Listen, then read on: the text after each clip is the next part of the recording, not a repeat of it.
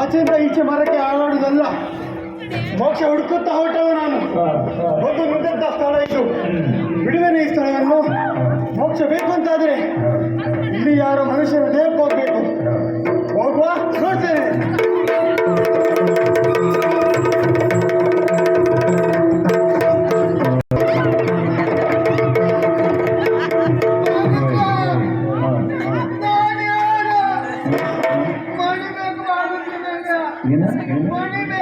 ಯಾವ ಮಣಿ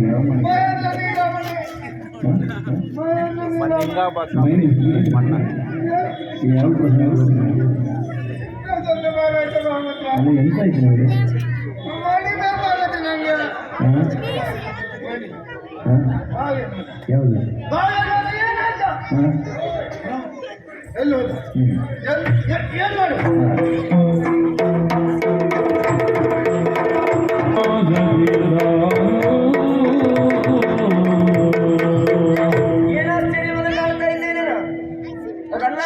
ಯಾವುದು ಒಂದೊಂದು ದಿನಕ್ಕೆ ಒಂದೊಂದು ರೀತಿಯಾಗಿ ವರ್ತನೆ ಮಾಡ್ತಾ ಇದ್ದಾರೆ.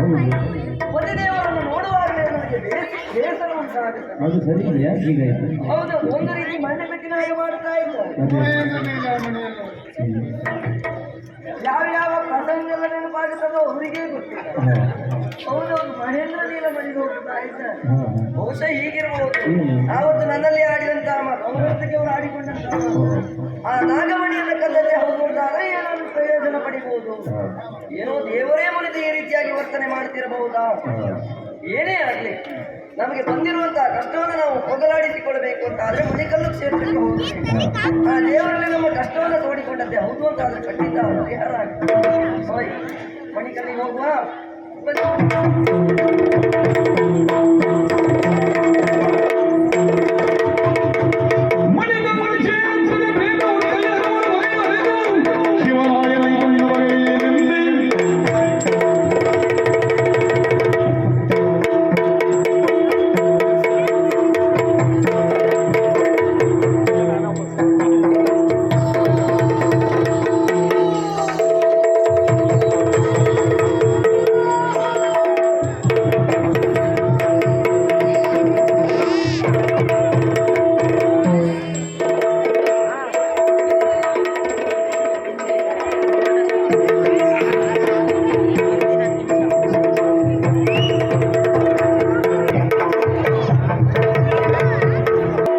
ಮಾಡ್ತಾರೆ ಅಂತ.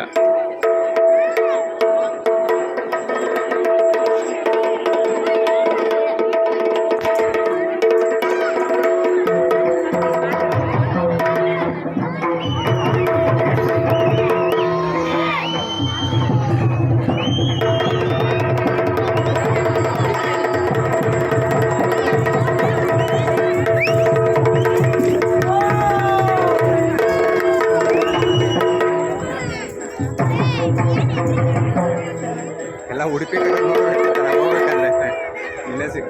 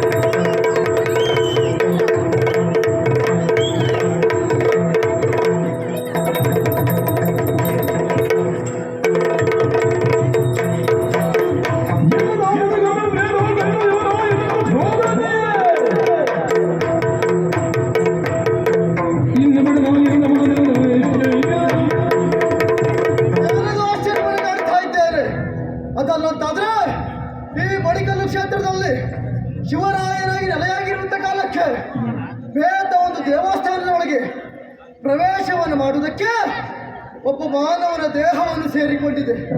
ಬಿಡ್ತೇನೋ ಇಲ್ವೇ ಅಲ್ಲ? ಪ್ರಶ್ನೆ ಮಾಡಬೇಕು ಅಂತಾದ್ರೆ ನೇರವಾಗಿ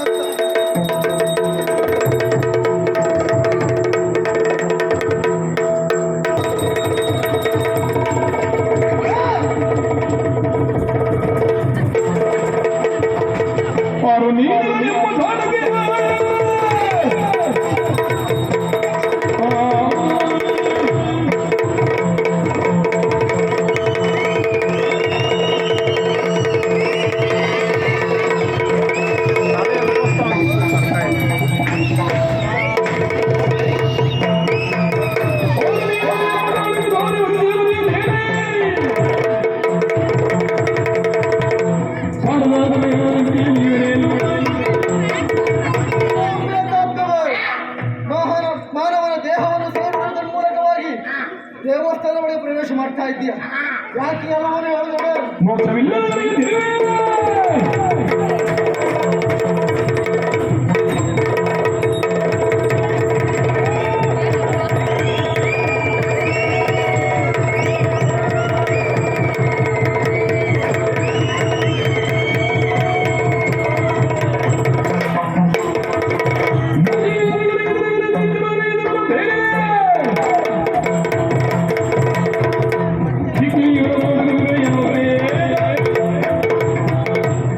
ಇಲ್ಲಿವರೆಗಾಗಿ ಮೋಕ್ಷಕ್ಕಾಗಿ ಬಂದವ. ಮೋಕ್ಷ ಸಿಕ್ಕಿದಂತಾದ್ರೆ ನಾನು ಇಲ್ಲಿ ನೆಲೆಸ್ತೇನೆ. ಅದಕ್ಕಾಗಿ ಮೋಕ್ಷಕ್ಕಾಗಿ ಬೇಡಿಕೊಡ್ತೀನಿ. ನಿನಗೆ ಮೋಕ್ಷ ಬೇಕು ಅಂತಾದ್ರೆ ಆವಾಗಲೂ ತಿರುಗ್ತಾ ಇದೆಯಲ್ಲ ಇಲ್ಲೆಲ್ಲ, ಅಲ್ಲಿ ಅದ್ರ ಮರ ಅಂತ ಹುಡ್ಕೊ, ಅಲ್ಲಿ ಹತ್ತಿ ಕೂತು ಹಾಗೆ ಕೊಡ್ಲಿಕ್ಕೆ ಆಗುದಿಲ್ಲ. ಹೋಗ್ತಿಲ್ವೋ? ಹೋಗುದಿಲ್ವಾ?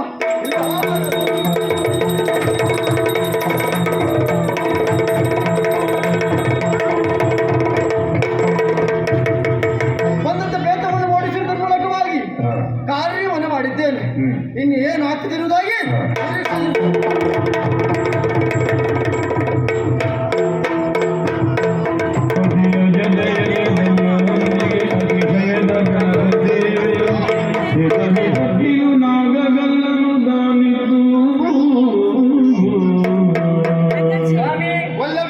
ಒಂದು ಕಾಲದಲ್ಲಿ ನೀವು ಮದ್ಯ ವ್ಯಸನಿಯಾಗಿದ್ದವರು, ಇವತ್ತು ನೋಡಿ ನಾವು ದೇವರ ಕೃಪೆಗೆ ಪಾತ್ರರಾಗಿದ್ದೇವೆ. ಆವತ್ತು ಮಣಿಕಲ್ಲ ಕ್ಷೇತ್ರದಲ್ಲಿ ಒಂದು ತಾಯಿಯಲ್ಲಿ ನಾನೇ ಬೇಡಿಕೊಂಡದ್ದು, ಮಾನವನ ಕಷ್ಟವನ್ನು ಪರಿಹಾರ ಮಾಡಿದ್ದೆ ಹೌದು ಅಂತ ಆದ್ರೆ ತೊಟ್ಟಿಲು ಕಟ್ಟುವುದು, ಬೆಳಕಿನ ಸೇವೆಯೋ ಅಲ್ಲ, ನಾಗನಿಗೆ ಕಲ್ಲು ಹಾಕುತ್ತೇನೆ ಹೀಗೆ ಮನಸ್ಸಿನಲ್ಲಿ ಪ್ರಾರ್ಥನೆ ಮಾಡಿಕೊಂಡು ಹೋದವಳು ನಾನು. ಇವತ್ತು ನಮ್ಮ ಪಾಲಿನ ಕಷ್ಟವೆಲ್ಲ ದೂರವಾಗಿ ಹೋಗಿದೆ. ದೇವರ ಮಹಿಮೆ ಅಪಾರ ಎನ್ನುವುದು ಈಗ ತಿಳಿದ ಹಾಗಾಯಿತು. ಈಗಾಗಲೇ ಪರಿವರ್ತನೆಗೊಂಡವನು ನಾನಿದ್ದೇನೆ. ಅನೇಕ ವರ್ಷಗಳು ಸಂದು ಹೋದರೂ ಕೂಡ ನಮ್ಮಿಬ್ಬರ ದಾಂಪತ್ಯ ಜೀವನದಲ್ಲಿ ಮಕ್ಕಳ ಭಾಗ್ಯವನ್ನು ಇಲ್ಲ ಎನ್ನುವ ಹಾಗೆ ಹಬ್ಬಪಿಸುತ್ತಾ ಇದ್ದವರು ನಾವಿದ್ದೇವೆ. ದೇವರೇ ನಮ್ಮ ಪಾಲಿಗೆ ಸಂತಾನವನ್ನು ಕರುಣಿಸಿದ್ದಾನೆ ಎಂಬಲ್ಲಿಗೆ ನಾವು ಸಂತೋಷಗೊಳ್ಳಬೇಕು. ಹಾಗೆ ನಾವು ಸಂತೋಷಗೊಂಡಂತ ನಾವು ಈ ಕ್ಷೇತ್ರಕ್ಕೆ ಬಂದಿದ್ದೇವೆ. ದೇವರ ದರ್ಶನ ಭಾಗ್ಯವನ್ನು ಪಡೆದು ನಾವು ಮುಂದೆ ಸಾಗಬೇಕಲ್ವೇ? ಹೌದಲ್ಲ? ಹಾಗೆ ದರ್ಶನ ಸೇವೆ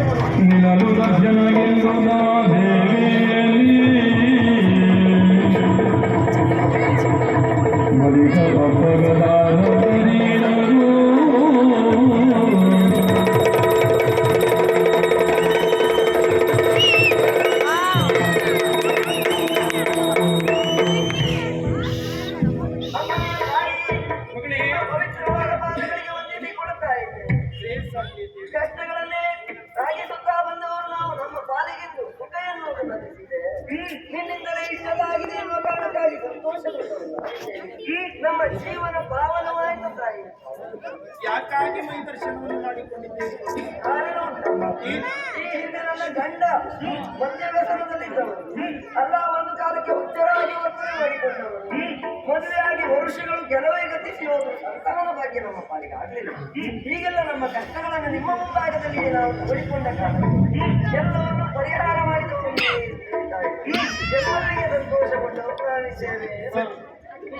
ಮಗಳೇ, ಈ ರೀತಿಯಾಗಿ ನಿನ್ನ ಗಂಡ ಈ ರೀತಿಯಾಗಿ ವರ್ತಿಸುವುದಕ್ಕೆ ಕಾರಣ ಮತ್ತೆ ತಮ್ಮ ಅವನಿಗೆ ಈ ರೀತಿಯಾಗಿ ದೈವ ಎನ್ನುವುದು ಆಕರ್ಷಣೆಯಾಗಿದೆ ಎನ್ನುವ ಕಾರಣಕ್ಕಾಗಿ ಪ್ರೇತವನ್ನು ಮೈಪಟ್ಟುಕೊಂಡಿದ್ದೆ ಎನ್ನುವ ಕಾರಣಕ್ಕಾಗಿ ನನ್ನನ್ನು ಸಂದರ್ಶನ ಮಾಡಿಕೊಂಡಿದ್ದೀಯ. ಹೌದಮ್ಮ. ಮಗಳೇ, ಆತನ ಮೈಯಲ್ಲಿರುವಂತಹ ಪ್ರೇತ ಎನ್ನುವುದು ಹೋಗಲಾಡಿಸಬೇಕಂತಾದ್ರೆ ದೇವಸ್ಥಾನದ ಒಳಭಾಗದಲ್ಲಿ ಬರುವುದಕ್ಕೆ ನಿಷಿದ್ಧವಾಗಿದೆ. ನಮ್ಮ ಹೊರಗೆ ಇದ್ದಾರೆ, ಒಳಗೆ ಬರಲಿಕ್ಕೆ ಮನಸ್ಸು ಮಾಡುವುದಿಲ್ಲ. ಹೌದಾ? ಹಾಗಾದ್ರೆ ಆತ ಇಲ್ಲಿವರೆಗೆ ಬರುವುದು ಬೇಡ. ಆ ಪ್ರೇತವನ್ನೇ ಎಳೆದು ತರುತ್ತೇನೆ ಇಲ್ಲಿವರೆಗಾಗಿ, ನಾನಾಗಿ ಹೋಗುವುದಿಲ್ಲ. ನನ್ನ ಮಗ ಇದ್ದಾನೆ ಶಿವರಾಯ. ಶಿವರಾಯ ನೇರವಾಗಿ ಹೋಗಿ ಆ ಪ್ರೇತವನ್ನು ಎಳೆದು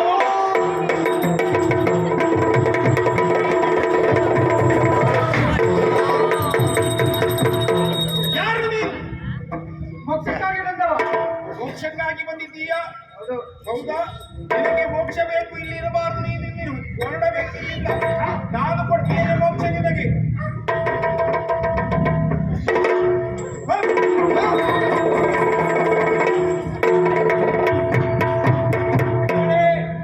ನಿನ್ನ ಗಂಡ ಈ ರೀತಿಯಾಗಿ ವರ್ತನೆ ಮಾಡುವುದಕ್ಕೆ ಮಧ್ಯವಸನೆಯಾಗಿದ್ದಾನೆ. ಹೌದು. ಕಾರಣ ಯಾರು ಎಷ್ಟೇ ಹೇಳಿದ್ರು ಬಿಟ್ಟವರಲ್ಲ ತಾಯಿ. ನೀನೇ ಎತ್ತೀಯ ಮಗಳೇ. ಹೌದು. ಆದ್ರೆ ಕಾರಣ ಯಾವುದು? ಈ ಹಿಂದೆ ನನ್ನ ಕ್ಷೇತ್ರದಲ್ಲಿ ಕಳ್ಳತನ ವ್ಯರ್ಥ ಮಾಡಿದಂತಹ ಕಾರಣದಿಂದ ನೀನು ಆಡಿಕೊಂಡಿರುವಂತಹ ಹರಿಕೆ ಯಾವುದು ಗೊತ್ತುಂಟಾ? ಹೌದಮ್ಮ, ನಾಗಮಣಿಯನ್ನ ಕರೆಯುವ ಮನ ಮಾಡಿದ್ದಾರೆ, ಆಗ ಹೊಯ್ಲು ನೀಡ್ತೇನೆ ಎನ್ನುವಾಗ ನಾನು ಕೋಪದಿಂದ ಬಯಲುತ್ತೇನೆ. ಸತ್ಯ. ಹೌದಾ? ಕೊಟ್ಟಿದ್ದೀಯಾ? ಇನ್ನು ಮೇಲೆ ಉಂಟಾ ನಂಬಿಕೆ ಅಥವಾ ಗೌರವದಿಂದ ನಾನು ಆ ರೀತಿಯಾದ ಮಾತುಗಳನ್ನು ಆಡಿದ್ದೇನೆ. ಆದ್ರೆ ನಿನಗೆ ಮಾಪಿ ಕೊಡ್ತೇನೆ, ಆತನಿಗೂ ಮಾಪಿ ಕೊಡ್ತೇನೆ. ಹೇಳಿದ ಹರಿಕೆ ಎನ್ನುವುದು ಇಲ್ಲಿಗೆ ಸಂದಾಯವಾಯಿತು ನನ್ನ ಕ್ಷೇತ್ರಕ್ಕೆ. ಮೊದಲು ವರುಷದ ಶ್ರೀಯ ಸೇವೆಗೆ ನಿರದ ನಿನ್ನನ್ನು ಕರೆಸಿಕೊಳ್ಳುವೆ. ತೋರು ಜಗದಲ್ಲಿ ಎಂಬ ಮಹಿಮೆಯ ನೆನದ ಹರಸಿಯೇ. ಓ ತಾಯಿ, ಅಂತೂ ನಮ್ಮ ಕಷ್ಟಗಳೆಲ್ಲ ದೂರವಾಗಿ ಹೋಗಿದೆ, ಸುಖ ಎನ್ನುವುದು ಸನಿಹವಾಗಿದೆ. ಹಾಗಿದ್ರೆ ಮಣಿಕಲ್ಲು ಎನ್ನುವಂತ ಈ ಪುಣ್ಯಕ್ಷೇತ್ರದಲ್ಲಿ ನೀವು ನೆಲೆಯಾಗಿದ್ದೀರಿ. ನಿಮ್ಮ ಸೇವೆಯನ್ನ ಯಾವ ರೀತಿ ಮಾಡಬೇಕು, ಹೇಗೆ ಮಾಡಬೇಕು ಎನ್ನುವ ವಿಚಾರದ ಕುರಿತು ನಮಗೆ ಅರಿವಿಲ್ಲ. ಅದನ್ನು ನೀವೇ ತಿಳಿಸಬೇಕು ತಾಯಿ. ಮಗಳೇ, ಅಮ್ಮ, ನನ್ನ ಕ್ಷೇತ್ರದಲ್ಲಿ ಅದೆಷ್ಟೋ ಗಣಗಳು ನೆಲೆಯಾಗಿ ನಿಂತಿದ್ದಾವೆ. ಎಲ್ಲದಕ್ಕೂ ಸೇವೆಯಾಗಬೇಕು. ಅಷ್ಟೇ ಅಲ್ಲ, ನನಗೆ ಪ್ರೀತ್ಯಾರ್ಥವಾದಂತಹ ಸೇವೆ ಹೂವಿನ ಪೂಜೆ, ರಂಗ ಪೂಜೆ. ಅಷ್ಟೇ ಅಲ್ಲ, ಪಾಯಸ ನೈವೇದ್ಯ ಸೇವೆ, ಹಾಲು ಪಾಯಸ ನೈವೇದ್ಯ ಸೇವೆ, ತುಲಾಭಾರ ಸೇವೆ. ಅಷ್ಟೇ ಅಲ್ಲ, ಇನ್ನು ತೊಟ್ಟಿಯನ್ನು ಕಟ್ಟುವ ಸೇವೆ ಎನ್ನುವುದುಂಟು. ಆ ಸೇವೆಯನ್ನು ಆಗಬೇಕು. ಇನ್ನು ನನಗೆ ಪ್ರೀತ್ಯಾರ್ಥವಾದಂತಹ ಸೇವೆ ಯಾವುದು ಕೇಳಿದ್ರೆ ಯಾವುದಮ್ಮ? ಬೆಳಕಿನ ಸೇವೆ ಆಗಬೇಕಂತಾದ್ರೆ ಯಾರೇ ಓರ್ವ ಭಕ್ತಾದಿಗಳೇ ಆಗಿರ್ಲಿ, ನನ್ನ ಕಷ್ಟದಲ್ಲಿ ಹೇಳಿಕೊಳ್ಳುವಂತಹ ಹರಿಕೆ ಅಥವಾ ಉದ್ಯೋಗದಲ್ಲಿ ನಷ್ಟ ಬಂದವರು, ಕಂಕಣವಾಗಿ ಕೂಡಿ ಬಾರದೇ ಇರುತ್ತವರು, ಸಂತಾನವಾಗದೇ ಇರುವವರು, ಅವರಿಗೆ ನನ್ನ ಬೆಳಕಿನ ಸೇವೆ ಅಂತ ಹೇಳಿದ್ದಿ. ನನ್ನ ಚಾರಿತ್ರ್ಯವನ್ನು ಯಕ್ಷಗಾನ ರೂಪಕವಾಗಿ ಆಡಿಸಿದ್ದವುದಂತಾದ್ರೆ ಅವರ ಇಷ್ಟಾರ್ಥಗಳನ್ನು ಈಡೇರಿಸಿ ಕಷ್ಟವನ್ನು ಹೋಗುತ್ತೇನೆ. ಆದರೂ ಇನ್ನು ನನ್ನ ಶಿವರಾಯ ನನ್ನ ಮಗನಿಗೆ ಬೇಕಾಗಿರುವಂತಹ ಸೇವೆ ಯಾವುದಮ್ಮ? ಅವನ ಬಾಯಲ್ಲೇ ಕೇಳಿ ಹೇಳ್ತಾನೆ. ಮಗಳೇ, ಇನ್ನು ಮುಂದಕ್ಕೆ ಈ ರೂಪದಲ್ಲಿ ನಾವು ಕಾಣಸಿಗುವುದಿಲ್ಲ. ಆ ಕಾರಣಕ್ಕಾಗಿ ಮಣಿಕಲ್ಲು ಕ್ಷೇತ್ರದಲ್ಲಿ ಬ್ರಹ್ಮ ಪೈತೃಕಳ ಗರಡಿಯಲ್ಲಿ ಶಿವರಾಯನಾಗಿ ಐಕ್ಯನಾಗ್ತೇನೆ, ಶಿವರಾಯನಾಗಿ ಐಕ್ಯನಾಗ್ತೇನೆ, ಶಿವರಾಯನಾಗಿ ಐಕ್ಯನಾಗ್ತೇನೆ. ಅಷ್ಟು ಮಾತ್ರವಲ್ಲ, ನನಗೆ ಪ್ರಿಯವಾದಂತ ಸೇವೆ ಕುರಿ ಮತ್ತು ಹಾಗೂ ಕೋಳಿಯನ್ನು ನನ್ನ ಪಾಲಿಗೆ ಕೊಟ್ಟದ್ದೇ ಹೌದಂತಾದ್ರೆ, ನನ್ನನ್ನು ನಂಬಿದ್ದದ್ದೇ ಹೌದಂತಾದ್ರೆ, ನಿಮ್ಮ ಪಾಲಿಗೆ ಬಂದಂತ ಕಷ್ಟವನ್ನ ನಾನು ದೂರೀಕರಿಸ್ತೇನೆ. ನಿಮಗೆ ಅದೇ ಸೇವೆಯನ್ನು ಮಾಡುತ್ತೇವೆ. ಮಗಳೇ, ನನ್ನ ಈ ಕ್ಷೇತ್ರದಲ್ಲಿ ರಕ್ತಹಾರಿ ದೈವಗಳು ಅದೆಷ್ಟೋ ಇದ್ದಾವೆ. ಆದ ಕಾರಣಕ್ಕಾಗಿ ರಕ್ತಹಾರಿಯ ದೈವಗಳನ್ನು ಬೇರೆ ಗುಡಿಯನ್ನು ಕಟ್ಟಿಸಬೇಕು. ಅಷ್ಟೇ ಅಲ್ಲ, ಹಾಲು ಹಣ್ಣು ನೈವೇದ್ಯವನ್ನು ಸೇವಿಸುವಂತ ದೈವಗಳನ್ನು ಅದಕ್ಕಾಗಿ ಒಂದು ಗುಡಿಯನ್ನು ಕಟ್ಟಿಸು, ನನಗಾಗಿ ಒಂದು ಗುಡಿಯನ್ನು ಕಟ್ಟಿಸು. ಯಾರೇ ಆಗಿರಲಿ ನನ್ನ ಕ್ಷೇತ್ರಕ್ಕೆ ಬಂದಂತ ಭಕ್ತಾದಿಗಳು ಕಣ್ಣೀರಿಟ್ಟು ಬಂದಿದ್ದೆ ಹೌದಂತಾದ್ರೆ, ಅಮ್ಮ ನನ್ನನ್ನು ಕಾಪಾಡು ಎನ್ನುವ ಹಾಗೆ ಹೇಳಿಕೊಂಡಿದ್ದೆ ಹೌದಂತಾದ್ರೆ, ಅವರ ಕಷ್ಟವನ್ನು ಬಗೆಹರಿಸುವುದಕ್ಕಾಗಿ ನಾನೇ ಅವರ ಬೆಂಗಾವಲಿಗಾಗಿ ನಾನೇ ಹೋಗ್ತೇನೆ ಮಗಳು, ನಾನೇ ಹೋಗ್ತೇನೆ ಮಗಳೇ. ನಾನು ಸನ್ನಿಧಾನವನ್ನು ಸೇರಿಕೊಳ್ತೇನೆ.